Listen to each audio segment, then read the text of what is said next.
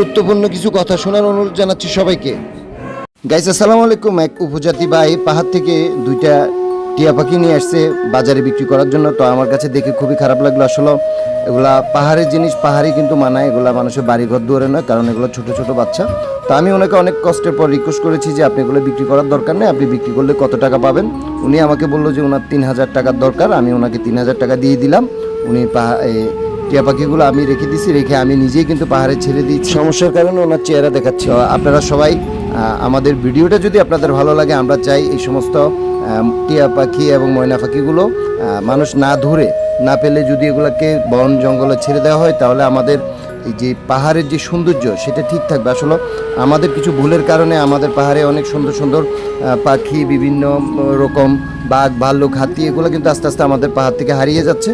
তো আমরা এই সমস্ত কাজ না করি, আমরা এখন থেকে এই ধরনের কাজ থেকে দূরে থাকি। আর কেউ যদি এই সমস্ত কাজগুলো করে তাদেরকে সতর্ক করবেন এই সমস্ত কাজ না করার জন্য। ভিডিওটা ভালো লাগলে শেয়ার করে দিবেন।